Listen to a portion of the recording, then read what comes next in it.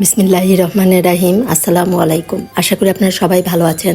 আজকে আমি আপনাদেরকে দেখাবো খুবই মজার একটা নাস্তার রেসিপি, বাটার গার্লিক পটেটো বল। এই নাস্তাটা খেতে এত মজা, আপনারা এটা না বানালে কেউ বুঝতেই পারবেন না যে আলু দিয়ে এত মজার একটা নাস্তা বানানো যায়। আর এই নাস্তাটা বানানোর জন্য এখানে আমি 3টা আলু 6 টুকরা করে এটা ভালো করে সিদ্ধ করে নিয়েছি। আর একটু হালকা গরম থাকা অবস্থায় এই আলুটা আমি ম্যাশ করে নেব।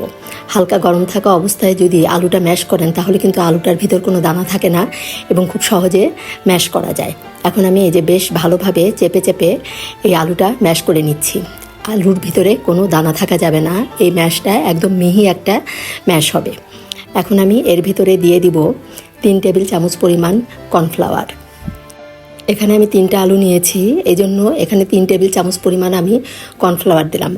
আর এখন এর ভিতরে আমি দিব হাফ চামচেরও একটু কম দিলাম লাল মরিচের গুঁড়া, আর হাফ চামচের একটু কম দিব লবণটা দিয়ে এখন বেশ ভালোভাবে সব একসাথে মিশিয়ে নিতে হবে।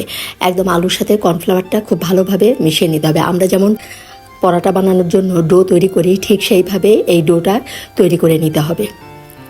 এই যে আমার কিন্তু বেশ ভালোভাবে যে ডোটা করা হয়ে গিয়েছে।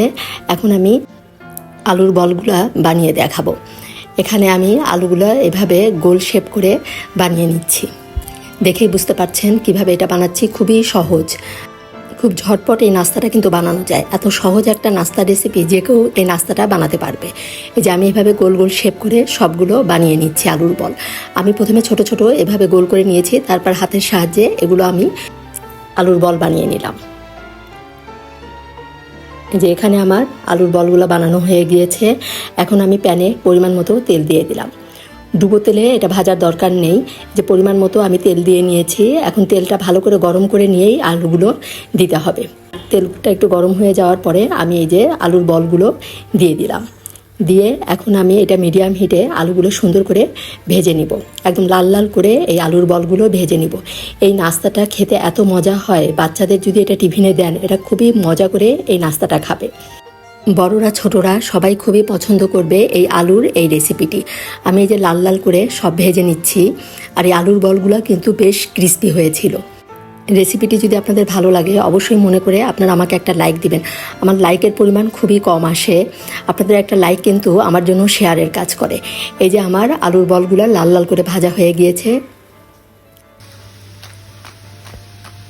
আর কতটা ক্রিস্পি হয়েছে আপনারা শব্দটা শুনেই বুঝতে পারছেন।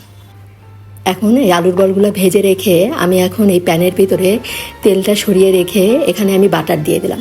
এখানে প্রায় 1 টেবিল চামচের একটু বেশি পরিমাণ বাটার হবে। আমি বাটারটা দিয়ে এর ভিতরে বড় রসুনের 2 কোয়া রসুন কুচি করে দিয়েছি। রসুনটা আমি একটু ব্রাউন করে ভেজে নিব, এতে রসুনের ফ্লেভারটা আলুর মধ্যে বেশ ভালোভাবে পাওয়া যাবে।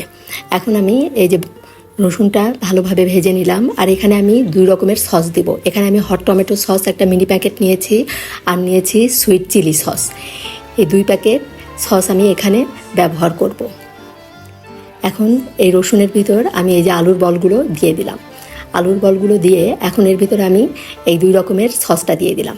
এই সস দেওয়াতে পরবর্তীতে আর কোনো সস দিয়ে এটা খাবার দরকার হবে না। খুবই মজা হয়েছিল এই নাস্তার রেসিপিটি। বানানো মাত্রই এই নাস্তাটা আমার শেষ হয়ে গিয়েছিল। আপনারা অবশ্যই একবার এভাবে বানাবেন, আর কেমন লাগলো কমেন্ট করে জানাবেন। আর ভালো লাগলে যারা এখনও আমার চ্যানেলটি সাবস্ক্রাইব করেননি, আমার চ্যানেলটি সাবস্ক্রাইব করে আমার পাশে থাকবেন। এখানে আমি হাফ চামচ পরিমাণ সাদা গোলমরিচের গুঁড়া দিয়ে দিলাম, দিয়ে আবার সব একসাথে মিশিয়ে নিলাম। আর এখানে আমি একটু পেঁয়াজের কলি, এটা আমার ফ্রোজেন করা ছিল, সেটা আমি দিয়ে দিলাম। এটা কালারটা দেখতেও ভালো লাগবে, খেতেও ভালো লাগবে। আর দিয়ে দিব সামান্য একটু সাদা তিল। এখন আমি সব একসাথে ভালো করে মিশিয়ে নিব। ভালো করে মিশিয়ে নিয়েই আমি চুলাটা অফ করে দিব। এটা বেশি সময় কিন্তু রান্না করার দরকার নেই, শুধু সব কিছু একসাথে ভালো করে মিশানো হয়ে গেলেই এটা চুলাটা অফ করে দিতে হবে। এই যে হয়ে গেল খুবই মজার আমার বাটার গার্লিক পটেটো বল।